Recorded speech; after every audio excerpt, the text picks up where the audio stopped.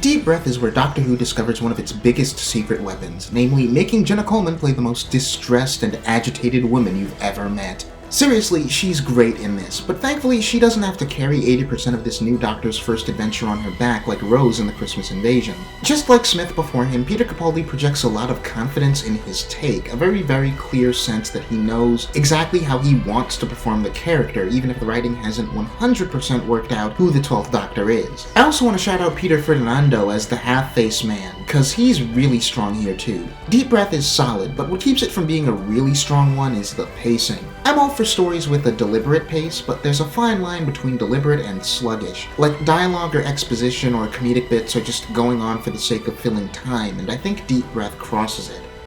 Into the Dalek was co-written by Steven Moffat and Phil Ford, co-writer of Waters of Mars. And I want to know who wrote which bits, because I can almost feel the Waters of Mars DNA struggling to come out against what I'm betting is Moffat's fundamental misunderstanding of the Daleks as a concept. Giving the Doctor hope that a Dalek could become moral without immediately self-destructing is such a great idea for a story. But frankly, given that premise, this story's approach to what a moral Dalek would mean strikes me as weirdly simplistic and childish. I also think the fantastic voyage, shrink down, and adventure in a Dalek's innards part of the equation distracts from the idea rather than bolstering it. Journey Blue is a decent supporting character who doesn't feel properly serviced, and I think that's also true for Rusty himself, and Clara, come to think of it. Not gonna lie, I don't think I'd have had Clara come on this adventure. Make this a companion light one, cause her role here is iffy. This one's not terrible or anything, but it's certainly not a great sign when most of my viewing is spent picturing a more effective version of this broad idea.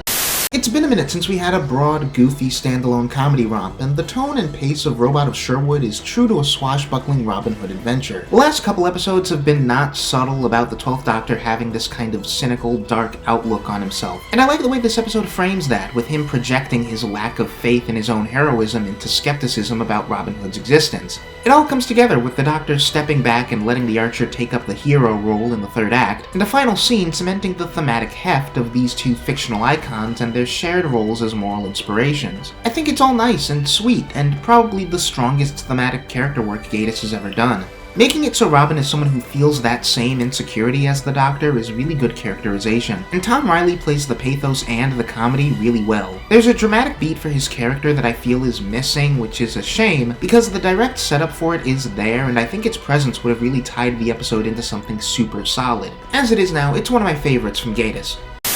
Once upon a time, there was a young man who was quite cold on Listen when it first came out. That man was me, and he was an idiot, because Listen is an incredibly tight, effective bit of storytelling. Without having to tie into a larger plot thread, this story is able to thrive on ambiguity in a way that's totally singular. The Doctor dragging Clara along on a hunt for a monster that might not exist because he had a bad dream sounds like a ridiculous premise on paper, but it's because the plot is so thin that Listen can be a pure character piece in the way nothing else in the show is. There's a lot that could be said about how the dynamic between Clara, the Doctor, and Danny Pink is solidified here, the intricacies which reverberate throughout the rest of the season, to the point that I'd call Listen the centerpiece of Series 8. It's all really good theme and character work, but even more than that, this episode is made by what's happening in front of the camera. Capaldi and Coleman shine in this one.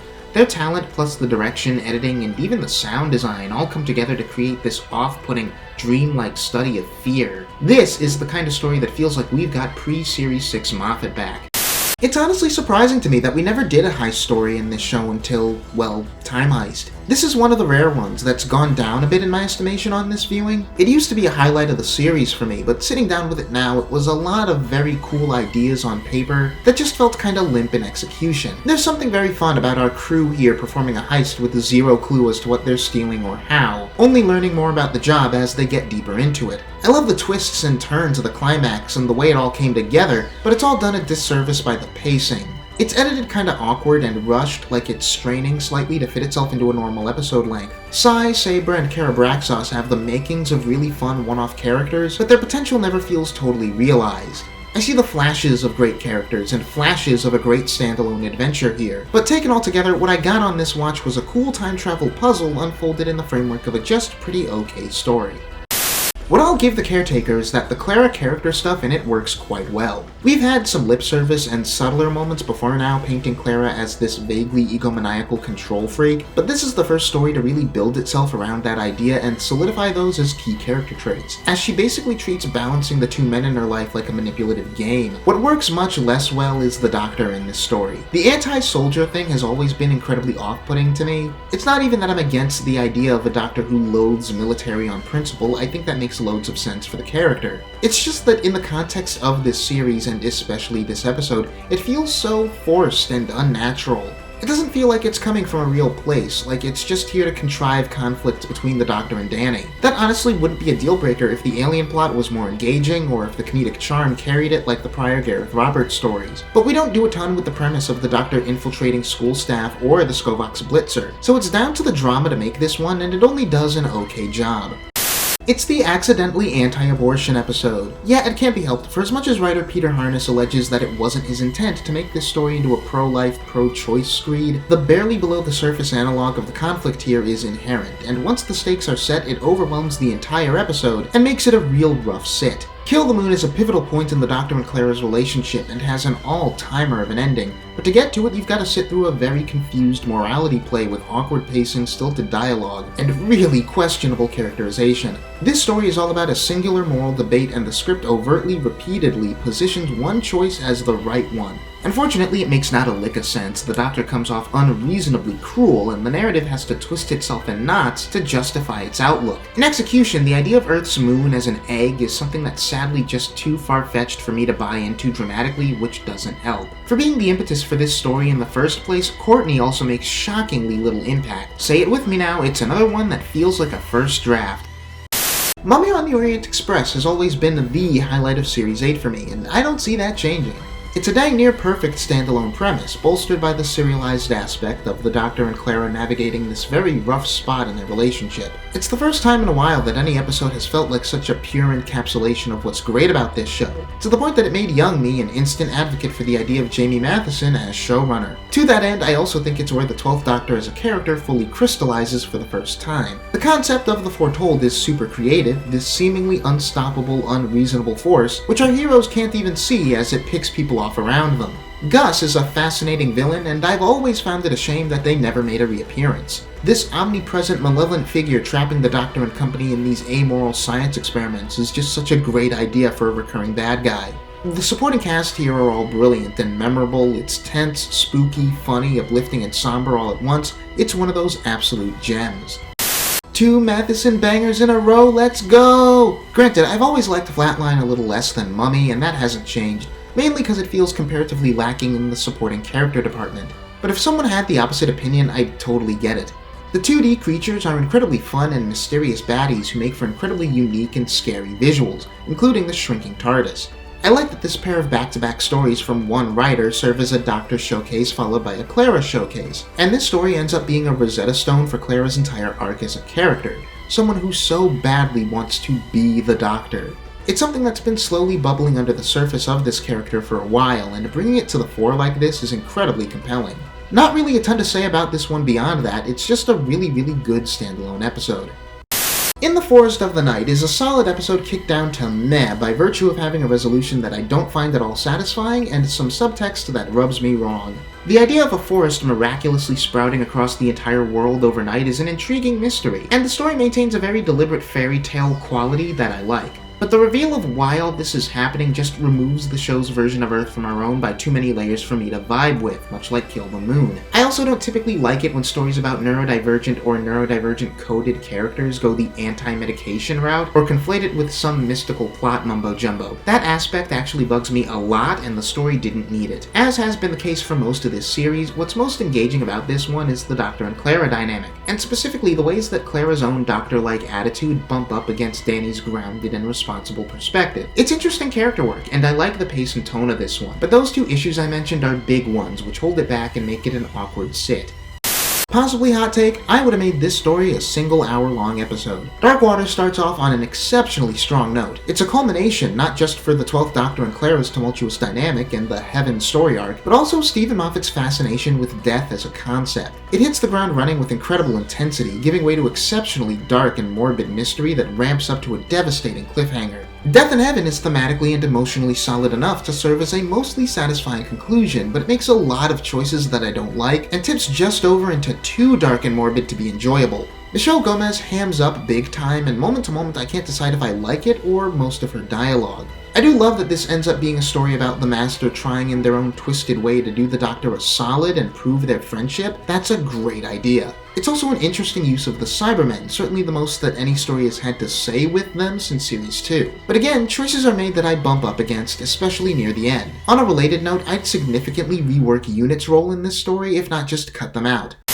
I never love it when Moffat goes full-on wacky, cartoony comedy, and Last Christmas is full of that. His classically British absurdism is all fun, don't get me wrong, and I love Shona, she's great. But Santa and the Elves are obnoxious, I just don't think any of those punchlines land. This is a story real heavy on people standing around in rooms talking, which I've described as an appealing prospect before, but this episode just drags. This is a Moffat script brimming with clever for clever's sake exposition and plot twists, which I've made no bones about disliking in the past. This one's just extremely middle of the road. Not particularly funny or exciting or scary or emotional outside of token moments. I don't know, just feels like a lot of wheel spinning to get to twists and emotional beats that don't do a ton for me. It's the most whatever of all the Christmas specials, which is saying a lot because most of my reviews for those haven't been raves. Series 8 is... oh man, it's a lot. It feels like Moffat had the idea to take the now standard post-regeneration identity crisis that every Doctor goes through and make it an entire series-long arc. It's another series that's incredibly compelling when taken holistically as a character journey shared between the Doctor, Clara, and Danny. Unsurprisingly, this is also where Clara goes from a fairly nondescript companion to one of my favorites. It's actually super reminiscent of Series 6, in the sense that this is also a series that works much better as a holistic story than it does as a run of individual episodes. Most of the episodes here are good enough, nice for a sit down. Almost all of them sit on the knife's edge of working or not working for me, with many just barely tipping over into the latter camp. Of the whole bunch, I'd only list Mummy, Flatline, and Listen as among the greats. Check out the related video for a compilation of my Matt Smith era reviews, and like and subscribe for more videos like this one. I wonder if maybe Steven Moffat forgot how to write two-parters after years of not doing any, because The Magician's Apprentice and The Witch's Familiar are much like Dark Water and Death in Heaven, and that they likely could have told the same story just as effectively over one longish episode on top of also just being weird. Apprentice especially is full of a lot of dumb time wasting. The parts of this story that are just Peter Capaldi and Julian Bleach acting off each other elevate this one, while Moffat continues to make extremely weird choices with the Daleks that drag it back down. Okay, the fact that the Doctor and Davros are playing each other the whole story also seriously undercuts things, I'll admit. Pairing Clara and Missy for the B-plot is an absolutely bonkers choice, and not in a totally good way. Michelle Gomez and Jenna Coleman have a natural chemistry, but once you look past that, the nature of their character dynamic doesn't actually track at all given where they were just one story prior. The performances, atmosphere, and pathos-heavy dialogue make this one a worthwhile watch, but it's one that holds up much less than I remember. Under the Lake and Before the Flood, like so many of the real solid standalone Doctor Who stories, tosses the Doctor into a tense, conceptually bonkers sci-fi mystery, and just lets us watch as he works out the puzzles. It starts fairly low stakes and clinical, but by part 2 we're doing some real good character work, and seeing for the first time in a while a Doctor who's staunch about maintaining the sanctity of time. We see it conflict with his morality, and it's a really engaging layer to add on top of the existing mystery. This is also another story that showcases what's great about Clara's character. Her controlling nature, how she's shaping up to be her own sort of clone of the Doctor, and just how uncomfortable that makes the dynamic on board the TARDIS. The supporting cast are all played by pretty charming performers, but O'Donnell especially is super cute. Rounding it all out is the Fisher King, an intimidating and visually impressive villain if ever there were one. The Doctor explaining the bootstrap paradox to the audience is also an incredibly charming and fun cold open, one of my favorites. The whole selling point of Series 9 was having almost exclusively multi-part stories, but thanks to very different plot setups and supporting casts and even writers between The Girl Who Died and its follow-up, I think it makes sense to view these separately. That said, if you told me after Series 8 that I was going to get a Moffat-Mathieson collab, I would never have expected it to be this meh. This feels like one where the tonal balance is just off. Like the goof and pathos undermine each other rather than complement. I don't know, I think the whole idea here was meant to be this swerve into tragedy coming off a deliberately silly low-stakes romp, like that's supposed to be the thing that clicks it together, but if that narrative move doesn't work, then it doesn't click. It's not funny enough to be memorable as a comedy romp, but it's too goofy and broad for the drama to feel totally at home. The Doctor gets some good monologues and exchanges with Clara, but that aside, the dialogue is kinda thin, the supporting cast is very thin, there's just not much meat on the bones here. Yep, definitely glad I decided to keep The Woman Who Lived and its predecessor separate. This one handles the balance of drama and comedy way better than its predecessor, I think. That's helped by the fact that the jokes actually make me laugh, and it makes for a very, very, very unique feeling episode. When it's not making with the yucks, it's a very tempered, moody, dialogue-based character drama, and I really love it. There's a degree to which this or any show tackling the idea of immortality and the value of life and death is trite and cliché, but it's so interesting in how it's executed here. The Doctor and Shielder/Me have a fascinating relationship, to the point where, for as great as she is, I'm really happy Clara's not here to distract from that dynamic. Plus, they get to express that dynamic with really good dialogue. It's maybe the prime example of an episode where you just pair the Doctor with another talented actor and watch the screen crackle with their back and forth. There's an almost stage play vibe to the tone and pacing of this one, heck, even in the directing. This is a real highlight of the series, despite almost never getting talked about.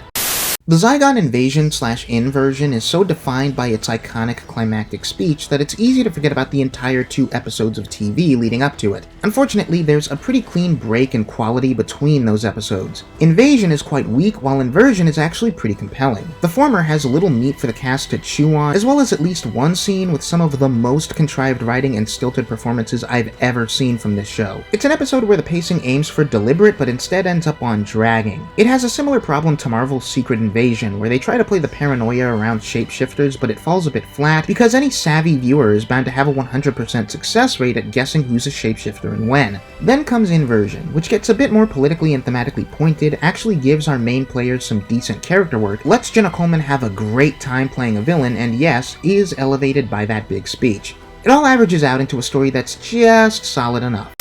For a long time, Sleep No More was my least favorite episode of this show ever on account of finding it terminally boring. I don't think it holds that position anymore, but it's not very good at all. It's just remarkably languid and uncompelling, kind of a tough sit even with Capaldi doing his best to carry. The story has an absolutely killer ending on paper, but in practice it's super ironic given how plain unexciting the story is beforehand. Its biggest weakness is the stylistic gimmick of having the whole episode depicted through found footage. It's a cute idea at a glance, but locking the camera to character POVs and nixing any Murray Gold score outside of atmospheric droning massively limits the potential of music and visuals to elevate the script, and offer the story a stronger sense of tone. Some more flash and pomp plus tweaking the framing device may have also served to compensate for some very iffy writing choices in regard to the big twists. Also, I appreciate how this one uses the Morpheus machine as such a strong indictment of capitalism, but monsters made of sleep crust that also work as cameras is another one of those ideas that's just too silly for me. Completely forgot Letitia Wright was in this one. Face the Raven is in a tough spot. Like Utopia, it's technically part 1 of 3, but in such a way that it really has to be taken on its own terms, since none of the setting, plot elements, or characters really carry on to the next episodes. Unlike Utopia, though, I don't think it's particularly interesting outside of the context of what happens after it. This episode exists purely to give Clara a fitting quote-unquote death as a lead-in to the season finale, and outside of that function, there's just not much to hold on to in it. If I didn't know any better, I'd say it only exists in the way it does to fill an episode count. Bringing back Rigsy, bringing back me, establishing this hidden sector of London filled with aliens and a ticking clock murder mystery could be really fun, or at least cool to think about thematically, but the story doesn't really seem like it's interested in servicing any of those things, just using them as flavor text while it sets Clara up for a fall. Both now and when it released, I finished this episode feeling like I watched an entire 45 minutes that only existed to get a plot point across. Heaven Sent is my favorite Doctor Who story. I'm not good at picking favorites, I'm kinda fickle, but this one has gotta be it. It's a one-hander with Capaldi as the only actor in all but 2 scenes. A story that pushes the Doctor to physical, mental, and emotional extremes in a way hardly any other story has. He's torn for most of this story between terror, despair, and his natural scientist curiosity and efficacy, and Capaldi plays the balance to perfection.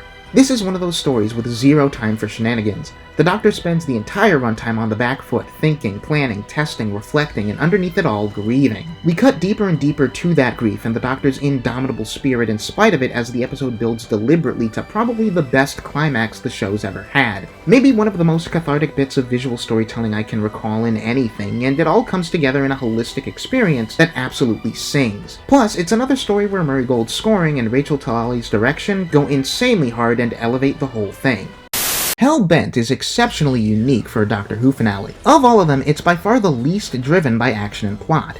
This is a start-to-finish dialogue-driven character study. Plus, there's the whole only episode of the modern series set on Gallifrey thing, but revisiting the Doctor's home planet for the first time in decades is wisely just the flavoring on top of an emotional treatise on the Doctor-Clara relationship. These two push each other to be their worst and their best, and this episode really ties together their entire journey into a tragedy of two people who are just too similar to be fully healthy for each other or the universe around them. It's a bittersweet ending that's about the value of bittersweet endings.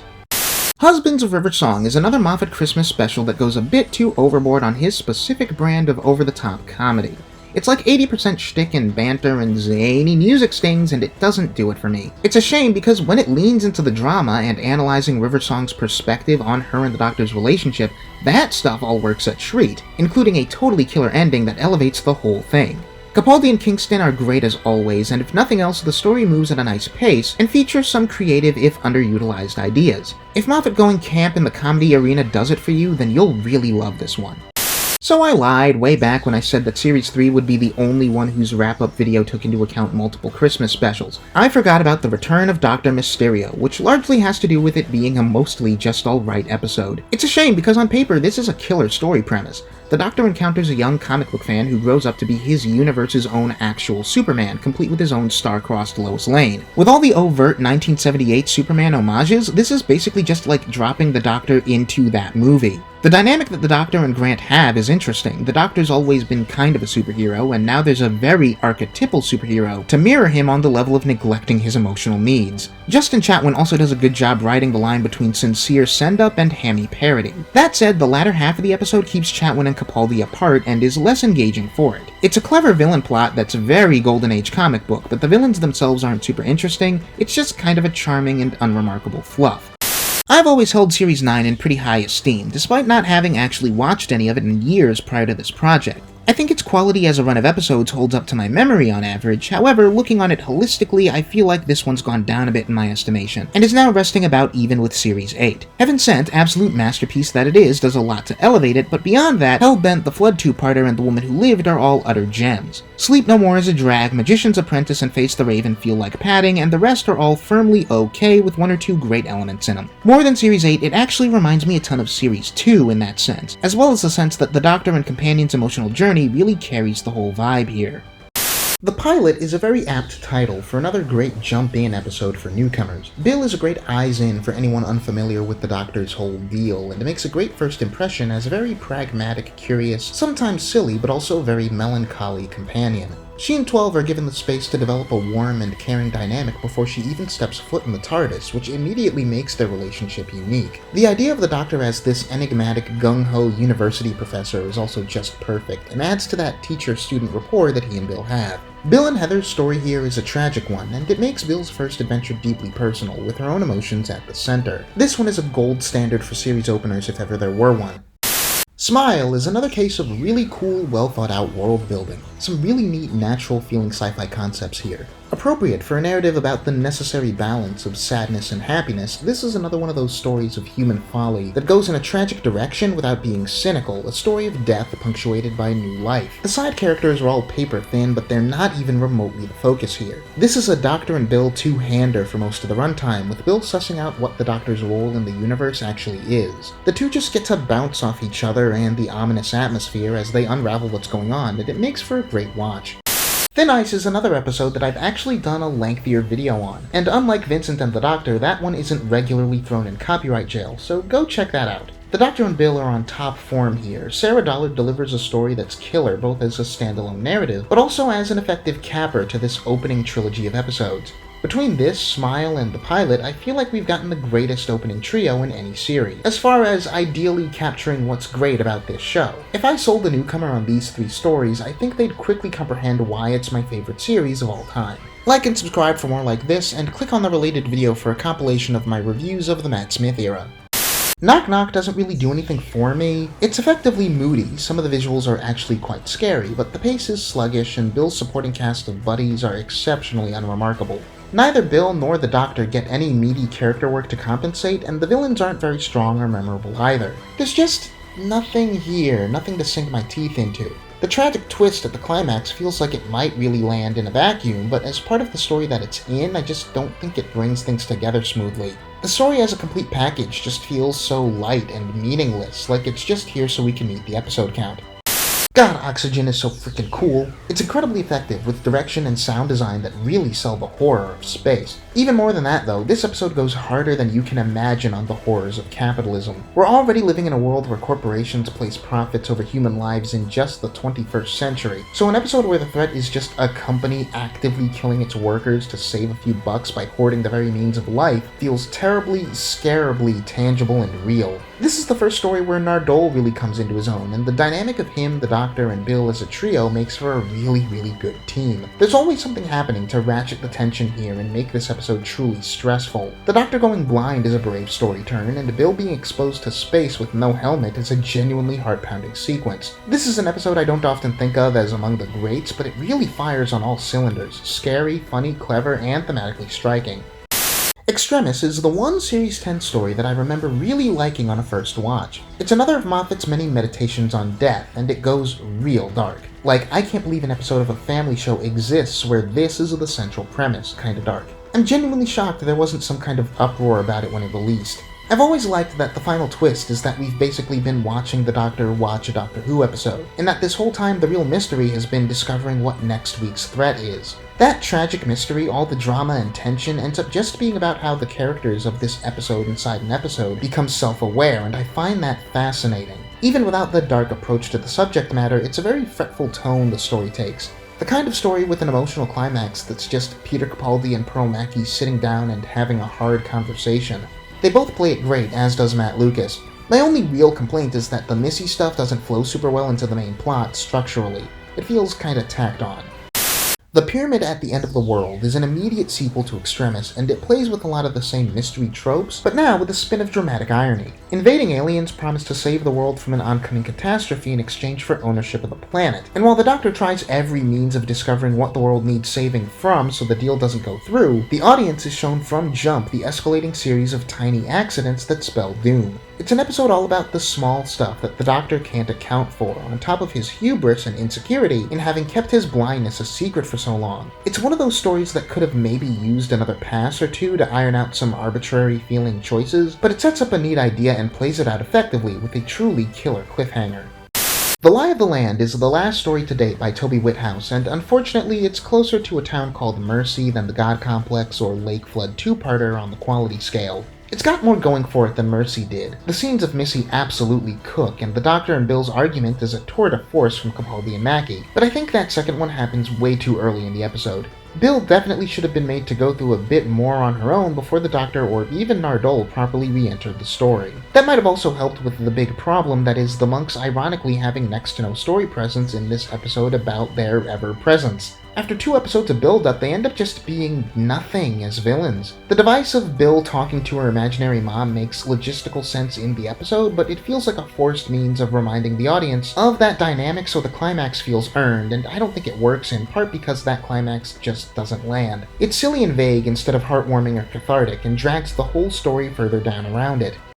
I'll give the Empress of Mars credit for being a very blunt condemnation of British imperialism, and I didn't dislike it nearly as much on this viewing as I have in the past. There's an idea here about the pure self-serving stupidity that an empire or catch love or the Ice Queen must have to presume superiority or ownership of others. It's an interesting premise, but like so many Mark Gatiss stories, it doesn't really have greatly fleshed out characters, the dialogue is largely trite, and the pacing is all over the place. It's one of those stories where it doesn't feel like anything of note actually happens until about halfway through, but when significant events do take place, it's like the story blitzes through them. The plot here is also super tropey, with one particular particular story beat 3/4 in, nearly making my eyes roll out of my skull. There's one or two scenes that compel, and the performances are solid, but the kindest thing I can say about it is that it's gone up in my estimation from a story I used to hate to one I now just find generically mediocre and unremarkable.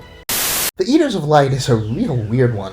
The dialogue is fairly decent, the themes are strong, Capaldi's great in it, and I like the Light Eaters as an uncomplicated alien threat on which to hang a mood piece like this. On top of that, I love the ending with Missy. Unfortunately, despite all those strengths, every time I rewatch this one over the years, the inescapable pest in the pie is that it's just not very engaging.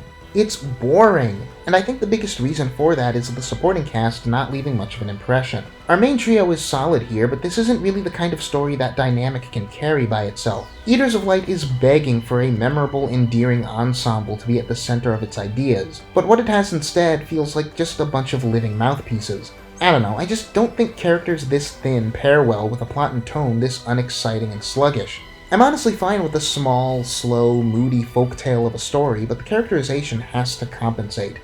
World Enough and Time and The Doctor Falls come together to make far and away the best Cyberman story in the modern series. And if that weren't enough, it manages to be by far the best Master story in the modern series while it's at it. After so many years of both Davies and Moffat eras barely seeming to know what to do with the Cybermen, this one gives them a horrifying origin story with Bill right at the center. Pro Mackie's been great all series, but this is her real star-making turn. Capaldi and Gomez are on absolute top form, and John Sim returns to do justice to Master in a way I feel he never got to under Davies. It's really impressive that this late into the show's history we can get a story for two of our three most recurring baddies that feels so definitive. It cuts to the bone of why these villains work against the Doctor, against the show's ideals, and in doing so it's a wonderful Doctor character piece as well. Like Hellbent before it, it's a series finale that breaks the trend of big bombastic action and stakes, and is instead driven entirely by character and performance. A top-tier S-rank finale for sure.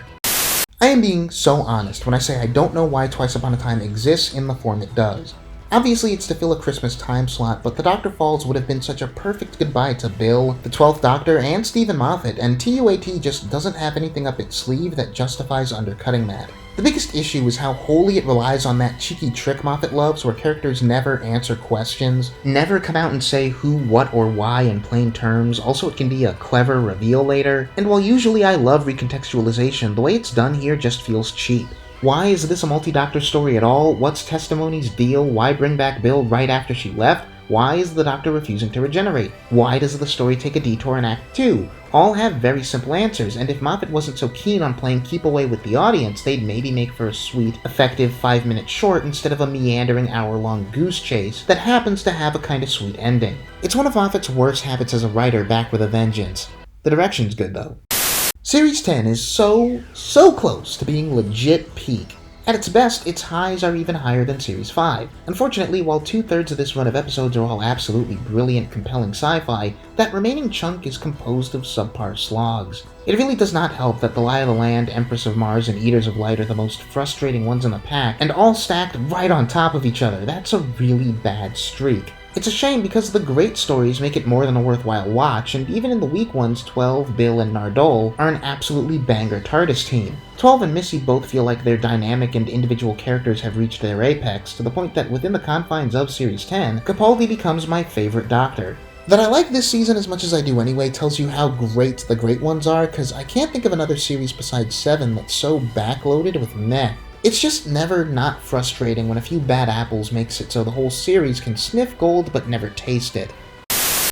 Okay, so this is interesting, and I didn't plan for things to go this way, but the flow of events just kind of landed us here. And by here, I mean this situation where I've now done 3 of these sort of addendum sections for these Doctor Who era compilations for the shorts, and each one ends up being written and recorded in different circumstances. I like that though. I like how it feels like each of these videos is just a little bit unique in how it comes to be, to match the Doctors all being unique from each other. So video 1 for the Russell T Davies era was me recording a completely unscripted ramble not long after I had watched The End of Time and written, recorded, and edited that short. Video 2 for the Matt Smith years was actually a 80 to 85% scripted, pre-written monologue about that era, which I wrote out because it had been so long between me having finished watching that era and finishing posting all of the shorts.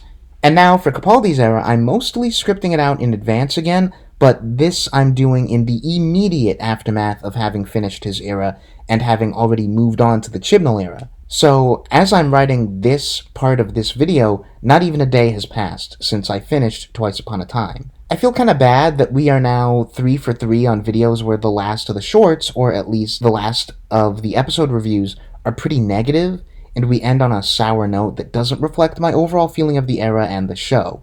Because with the Russell era, I was largely way more appreciative of it seeing it again until we hit that very last one, and the end of time just did nothing for me.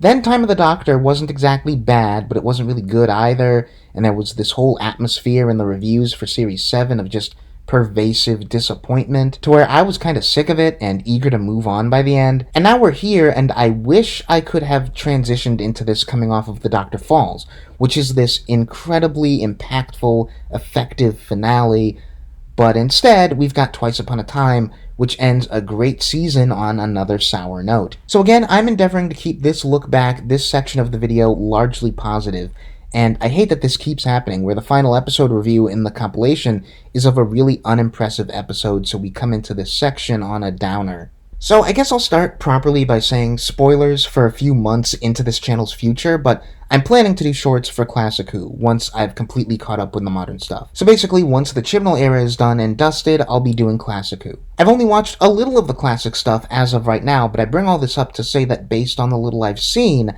I think the Capaldi era gets closer than anything before it to feeling like classic Doctor Who, and it's in a way that I really like. A lot of that is just how pulpy it can be, and the companion character dynamics and the politics of it, but my feeling right now is that more so than Smith, or Tennant, or Eccleston, any of their eras, Capaldi's run feels most like if you just took classic Doctor Who and said, now make this, but for a 21st century audience.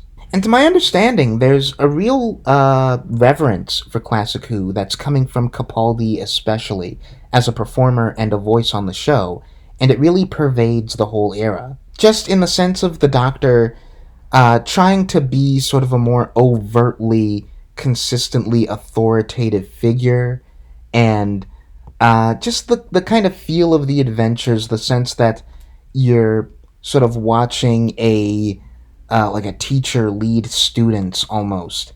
Or just in like the general plots and how wacky some of these plots can get as compared to any of the previous eras, which could have some wacky plots, but the Capaldi era feels like it's really got a sense of confidence in the sci-fi concepts and sort of fantastical elements that the show is willing to do. To talk about characters, 12 with either Clara or with Bill and Nardole are both top-tier companion dynamics for me. Like, it's funny, I have a whole sort of pantheon of companions that I love in my head, like a top 5. And Clara definitely makes it into that top 5, but only with Capaldi. Because with Smith, in Series 7, she was such an ill-defined, nothing character, but then suddenly in Series 8, it's like her character fully comes alive as this very charming and caring, but also very, very controlling and manipulative and overconfident person. And as Series 8 and 9 go on, we watch her get more confident and slowly more and more maniacal almost. And I almost make her sound like a supervillain, but there's definitely that element of her being kind of nutty as she tries to be more and more like the Doctor. It's such a fascinating dynamic, and the way it's brought to a close in Hellbent is really like no other companion in the history of this show could be at the center of Hellbent. You could only ever tell the story of Hellbent with Clara, because Clara, as this sort of wannabe Doctor who's aping all of his machinations in this less refined way, is actually kind of a scary idea, and the show knows it. It's almost like the show kills Clara and brings her back just so the experience of dying could humble her. And, you know, there's debate as to whether or not that worked, and whether or not the way that Clara's character ends in Hellbent is earned or complements the rest of that story. I think it does, but, you know, to each their own. Bill and Nardole, independently, neither of them make it into that top 5, but when you put them together with the Doctor, they're just such an incredibly watchable dynamic. They don't feel quite tailor-made to complement each other the way Eleven and Amy and Rory felt purpose-built to function as a unit, but they just naturally serve each other's characters well. And the thing is, Bill and the Doctor's relationship is such a great display of how 12's time with Clara grew and matured him as a character, in spite of him not remembering her. Because with Clara, even at their best, 12 was so volatile and snarky and combative, and they both brought that out in each other. They could bring out each other's best, and they could bring out each other's worst. And that was both around people and in private. So I think it's funny how you would get these moments where, more so than other companions, like the individual episode characters would be getting like a glimpse into the Doctor and Clara and sort of like looking askance as like, what's the deal with you two? Like, what is happening right now?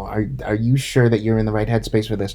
But I bring that up because for Bill, in contrast to how 12 and Clara behave around each other, Bill and 12 bring out this very gentle encouragement for each other, and 12 habitually defers to Bill almost like she's the superior in the relationship. And it's not what Clara would do, especially early into her dynamic with 12, where she would kind of actively usurp power in a situation, or she would override or countermand the Doctor. With Bill, it's more the Doctor granting her that power, granting her an equal say, or even the larger say in what they do or don't do, because he understands the kind of person that she is, and is treating her with respect that Clara ultimately found, or felt at least, that she needed to earn. And in that, you can feel the echoes from Clara to Bill, where 12 and Clara would fight in Series 8, the whole I serve at the pleasure of the human race thing. That being a natural result of, you walk our earth, Doctor, you breathe our air. Because the Doctor never yells at Bill, he never assumes superiority over her, except as an occasional lighthearted joke. He only ever is quietly reasoning with her.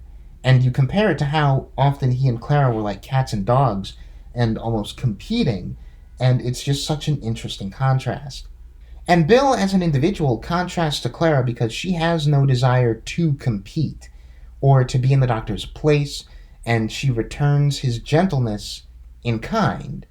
It's just a really cool way that I think, like, you don't stop and think about it unless you're making a video like this one, to where Clara and Bill are such polar opposite characters that complement 12 in such polar opposite ways. But it's really fun to sort of notice that through line once you've spotted it. The way that the Doctor and Bill are only able to gel as well as they do because of the ramifications and sort of like the emotional memory of the Doctor and Clara relationship, even if he doesn't remember her. Nardole is a character who kind of sneaks up on you. He was meant to only be in The Husbands of River Song, and in that episode he's very much a simple, scaredy, comic relief subordinate, and in the process of being basically assigned as the Doctor's supervisor to make sure he keeps an eye on Missy, you see how being given authority and power instills him with some confidence, to where he's still a silly guy who startles easily, but he also starts to wear his sense of confidence really naturally. And I think it's understated how Nardole plays a role in making sure that 12 feels like the same guy in Series 10 as he did with Clara, because he can be so gentle and so nurturing with Bill, and I think Nardole's a really good addition because it keeps that back and forth, that kind of snippy, dismissive cats and dogs dynamic that 12 had with Clara. So you're still getting that side of that guy, even as you are getting such clear evidence that he has grown and changed and become more mature. So to talk more generally just about the quality of the writing, Matt Smith's final two stories were Steven Moffat's baby steps into rebuilding some of my faith in him as a reliably strong writer, and that momentum carried into his work for Capaldi, even if his output still stumbled under that momentum throughout. Somewhere between Series 8 and 9, Moffat's writing had evened out, and I'd say he solidified himself as a guy who could consistently, reliably write pretty good stories with only the occasional massive dud or masterpiece. It's just so funny to think that, like, the RTD years up through Series 5, he was just putting out masterpiece after masterpiece after masterpiece like clockwork. And then Series 6 through 7 is this really steady decline until he's consistently putting out really, really weak material. And then he just kind of evens out into a mostly good, like, normal Doctor Who writer for the Capaldi era, and I think that's super interesting. And the part of what makes the Clara and 12 dynamic so interesting is that you can feel the way that going from the whimsical and warm 11th Doctor to this much more bizarre alien man is like hitting a brick wall for Clara. And it's in something as subtle as how, like, in 11 and Clara stories, it always opened with them already in the TARDIS or on the scene of the adventure, versus 12 and Clara stories, which open with 12 dropping into Clara's home or her work life to drag her on a caper under protest. And that was largely in Series 8, and it's a little thing like that that sells the arc of the series as the relationship having kinks that need addressing and working out. There's a really, really good video that I've watched recently called Peter Capaldi, Doctor Who's Underrated Peak, by a channel called Cosmic Night.